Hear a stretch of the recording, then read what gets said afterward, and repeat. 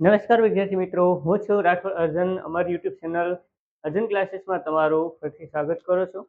વિદ્યાર્થી મિત્રો, આપણે ઇંગ્લિશ ગ્રામર શીખી રહેલા છીએ અને ઇંગ્લિશ ગ્રામરની અંદર આપણે પ્રિપોઝિશન્સ અત્યારે આપણે શીખતા રહેલા છીએ. બરાબર? ચલો, એની અંદર આપણે ગ્રુપ નંબર 3 અને ગ્રુપ નંબર 3ના આજે આપણે 2 પ્રિપોઝિશન શીખવાના છે. લાસ્ટ આપણે આપણે ગ્રુપ નંબર 1, ગ્રુપ નંબર 2 એટલે કે 14 પ્રિપોઝિશન આપણે કરાવ્યા હતા. આજે 15મું પ્રિપોઝિશન એટલે કે એટ અને 16મું પ્રિપોઝિશન એટલે કે બાય. ખૂબ જ અગત્યના છે, ઇમ્પોર્ટન્ટ છે આ પ્રિપોઝિશન પણ.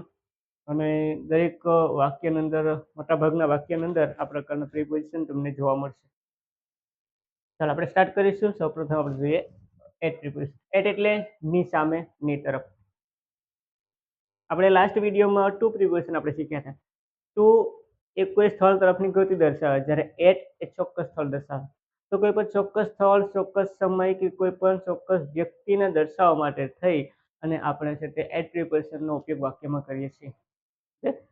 ચોક્કસ સમય, જેમ કે ભાઈ હું દરરોજ 11 વાગ્યે સ્કૂલે જાઉં છું.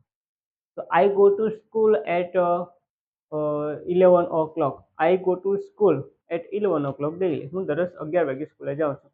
ચોક્કસ આપણે સમય આપ્યો. ચલો, એવી રીતના હું અત્યારે ક્યાં છું ભાઈ, ચોક્કસ સ્થળ દર્શાવવાનું છે. આઈ એમ એટ સ્કૂલ. હું અત્યારે સ્કૂલે છું. ચોક્કસ સ્થળ દર્શાવ્યું. એવી જ રીતે આપણે ચોક્કસ કોઈ વ્યક્તિને દર્શાવવા માટે કે ભાઈ લુક એટ મી, મારી તરફ જુઓ. લુક એટ ધ બોર્ડ, આ બોર્ડ તરફ જુઓ. આવી રીતના ભાઈ ચોક્કસ સ્થળ, ચોક્કસ સમય અને ચોક્કસ વ્યક્તિને દર્શાવવા માટે થઈ અને એટ પ્રિપોઝિશન આપણે ઉપયોગ કરીએ છીએ. ચાલો જોઈએ આપણે તેનો ઉપયોગ. કોઈ ચોક્કસ સમય, જગ્યા કે વસ્તુની ચોક્કસતા દર્શાવવા માટે થઈ અને એટ પ્રિપોઝિશનનો ઉપયોગ થાય છે. ચલો, સમયની ચોક્કસતા દર્શાવતા વાક્ય કેવી રીતે બનાવીશું? તો I go to school at 7 o'clock in the morning. હું દરરોજ સવારે 7 વાગ્યે સ્કૂલે જાઉં છું. કે ચોક્કસ સમય આપ્યો. કેટલા વાગે કીધું? એટ 7 o'clock, 7 વાગ્યે. બીજું એક્ઝામ્પલ જોઈએ. The postman comes at 2 o'clock daily.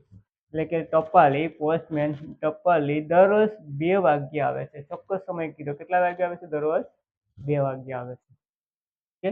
એવી રીતના ચોક્કસ સ્થળ. ચોક્કસ સ્થળની વાત કરીએ તો વી લીવ એટ સિંગસર. અમે સિંગસરમાં રહીએ છીએ. ચોક્કસ સ્થળ આપ્યું ભાઈ, ક્યાં રહીએ છીએ? સિંગસરમાં રહીએ છીએ. The postman I am at school now. હું અત્યારે સ્કૂલે છું. અને આઈ સો હિમ એટ બસ સ્ટોપ. મેં તેમને બસ સ્ટેશને જોયો. સો એટલે જોયો. ક્યાં જોયો? ચોક્કસ સ્થળ, બસ સ્ટેશન. ક્યાં હું છું ભાઈ? એટ સ્કૂલ, સ્કૂલે છું. અમે ક્યાં રહીએ છીએ? એટ સિંગસર, સિંગસરમાં રહીએ છીએ. તો ચોક્કસ સ્થળ દર્શાવવા માટે આપણે એટ પ્રિપોઝિશનનો ઉપયોગ કરીએ છીએ. એવી રીતના વસ્તુની ચોક્કસતા માટે કે ભાઈ વસ્તુ, જો કોઈ પણ વસ્તુને તરફ આપણે ડાયરેક્ટ ધ્યાન ખેંચવા માટે થઈને આપણે એટ પ્રિપોઝિશનનો ઉપયોગ કરી શકીએ. જેમ કે please look at the board. મહેરબાની કરીને આ બોર્ડ તરફ જુઓ. મહેરબાની કરીને બોર્ડ તરફ જુઓ. ચોક્કસ સ્થળ તરફ, કોઈ પણ વસ્તુ તરફ આપણે શું કરીએ? દર્શાવ્યું. એ રીતના અમુક ફ્રેઝ સાથે પણ એટ પ્રિપોઝિશનનો ઉપયોગ થાય છે. જેમ કે એટ નૂન એટલે કે બપોરે, એટ નાઇટ એટલે કે ભાઈ રાત્રે, એટ લાસ્ટ એટલે છેલ્લે, એટ ફર્સ્ટ એટલે કે સૌપ્રથમ. ચલો, એટ નૂન અને નાઇટના અંદર આપણે એટનો ઉપયોગ કરીશું. ઇન મોર્નિંગ, ઇવનિંગ અને મોર્નિંગ અને ઇવનિંગ સાથે આપણે ઇન પ્રિપોઝિશનનો ઉપયોગ કરીશું. ઓકે, ચલો બીજું પણ એક ઉપયોગ આપણે જોઈ લઈએ. કામમાં વ્યસ્તતા દર્શાવવા માટે પણ એક પ્રિપોઝિશનનો ઉપયોગ થાય. જેમ કે the country is now at a war. એટલે કે દેશ અત્યારે વાર એટલે લડાઈમાં વ્યસ્ત છે. ઓકે, એવી રીતે the peon is at a lunch. Peon પટ્ટાવાળો અત્યારે શું કરી રહ્યો છે ભાઈ? લંચ એટલે બપોરનો નાસ્તો કરી રહ્યો, બપોરનું ભોજન કરી રહ્યો છે. કે ભોજન કરવા માટે વ્યસ્ત છે. આવી રીતે આપણે એટ પ્રિપોઝિશનનો ઉપયોગ આપણે યાદ રાખીશું. ઓકે, સમજાઈ ગયું છે? ચલો હવે આપણે જોઈએ એના પછી પ્રિપોઝિશન એટલે કે બાય પ્રિપોઝિશન. બાય એટલે દ્વારા, વડે, માં અને સુધી. દ્વારા, કોઈ પણ સાધન દ્વારા જ્યારે મુસાફરી કરવામાં આવે ત્યારે બાય પ્રિપોઝિશનનો ઉપયોગ થાય. ઓકે, કોઈ પણ સાધન દ્વારા જ્યારે મુસાફરી કરવામાં આવે છે કે by bus, by train, by plane, એવી રીતે. સાયકલ ઉપર આપણે જ્યારે મુસાફરી કરતા હોય ત્યારે ત્યાં ઓન પ્રિપોઝિશનનો ઉપયોગ થશે. એ બી યાદ રાખીશું. ત્યાર પછી વડે, કોઈ પણ વ્યક્તિ વડે કોઈ ક્રિયા કરવામાં આવે ત્યારે આપણે બાય પ્રિપોઝિશનનો ઉપયોગ કરીશું. અને આપણે પેસિવ વાક્યમાં આપણે બાય પ્રિપોઝિશનનો ઉપયોગ થાય. ઓકે, કે આપણે આગળ પેશી વાક્ય શીખશું ત્યારે પરફેક્ટલી તમને સમજાઈ જશે. ત્યાર પછી માં સુધીમાં, તો ભાઈ ભવિષ્યમાં અમુક સમય સુધીમાં હું મારું કામ પૂરું કરીશ તે દર્શાવવા માટે પણ બાય પ્રિપોઝિશનનો ઉપયોગ થાય છે. ચાલો જોઈએ. કોઈ સાધન દ્વારા મુસાફરી થાય ત્યારે I go to school by bus. હું બસ દ્વારા સ્કૂલે જાઉં છું. He came here by car. તે કાર દ્વારા અહીંયા આવ્યો, કારથી અહીંયા આવ્યો. ઓકે, પછી કોઈ વ્યક્તિથી કોઈ ક્રિયા થાય ત્યારે બાય પ્રિપોઝિશનનો ઉપયોગ થાય છે. જેમ કે પેપ્સી શું વાક્ય બનશે કે ભાઈ Ravan was killed by Ram, એટલે કે રાવણને રામે માર્યો, રાવણને રામ દ્વારા મારવામાં આવ્યો. એવી રીતે આપણે કહીએ રાવણ કોના દ્વારા મરાયો? રામ દ્વારા. The lion was killed by the hunter. એક સિંહ છે તે શિકારી દ્વારા મારવામાં આવ્યો. તો આ વાક્ય પેશી વાક્ય બનશે. આગળ પેશી વાક્ય શીખશું ત્યારે આ વાક્ય આપણે સમજાઈ જશે. ચલો, મોડામાં મોડું અમુક સમય સુધીમાં એવું બતાવવા માટે થઈ અને પણ આપણે બાય પ્રિપોઝિશનનો ઉપયોગ કરીએ છીએ. જેમ કે we leave reach to your house by 6 PM. એટલે કે ભાઈ અમે 100 વાગ્યા સુધીમાં, બાય 6 PM, મોડામાં મોડા અમુક સમય સુધી, મોડામાં મોડો સમય કીધો 100 વાગ્યા સુધીમાં તમારા ઘરે પહોંચી જશું. કે you will return by 10:13 PM. એટલે કે ભાઈ તમે 10:30 વાગ્યા સાંજના, PM કીધો તો અહીં પર PM છે, સાંજના 10:30 વાગ્યા સુધીમાં પાછા ફરશો.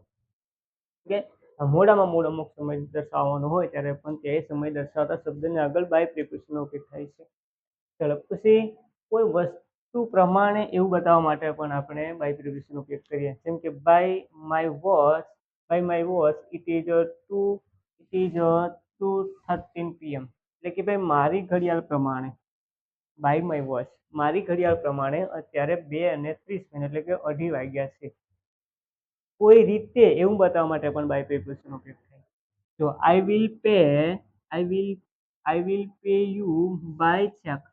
હું તમને ચેક દ્વારા પે કરીશ, પૈસા ચૂકવીશ. ઓકે, તો કોના દ્વારા કીધું? બાય ચેક, ચેક દ્વારા. કોઈ રીતે, કઈ રીતથી ભાઈ ચેક પૈસા આપવાના છે? તો ચેકથી પૈસા આપવાના છે. I will contact you by letter. હું તમને લેટર દ્વારા, પત્ર દ્વારા કોન્ટેક્ટ કરીશ. કોના દ્વારા?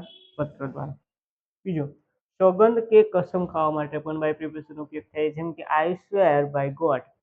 આઈ સ્વેર બાય ગોડ, મને ભગવાનના કસમ. Okay, sure, સોગંદ.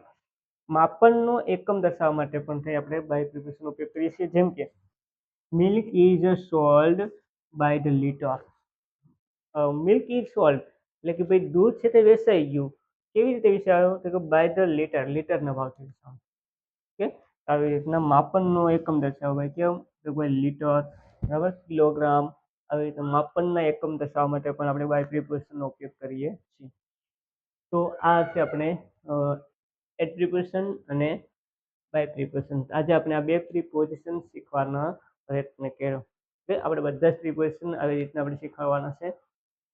હું સૌ પહેલાં આપણે લખીને, બધા વાક્ય લખીને, એક્ઝામ્પલ્સ લખી અને હું સમજાવતો હતો, પણ એમાં થોડોક સમયનો ઇસ્યુ આવતો હતો. કે આપણે ઘણા વિદ્યાર્થીઓ મને કીધું કે ભાઈ એમાં સમય તમારે બહુ લોંગ વિડીયો થાય છે, એટલા માટે થઈને હવે આપણે અહીંયા લખી રાખીએ સીધું આપણે સમજાવતું આ પ્રમાણે. અને બધા જ પ્રિપોઝિશન આપણે નિયમિત આપણે કરવાના છે, પણ તેના માટે થઈ અને તમારે છે તે કન્ટિન્યુ બધા જ વિડીયો છે તે જોવા પડે. ઓકે, નેક્સ્ટ આપણે આગળના પ્રિપોઝિશન શીખીએ અને પછી ગ્રામર છે આપણે ટેન્સથી આપણે સ્ટાર્ટ કરીશું. તો અહીંયા આપણે આ પ્રિપોઝિશન છે તે આપણે મેં લખી લીધું.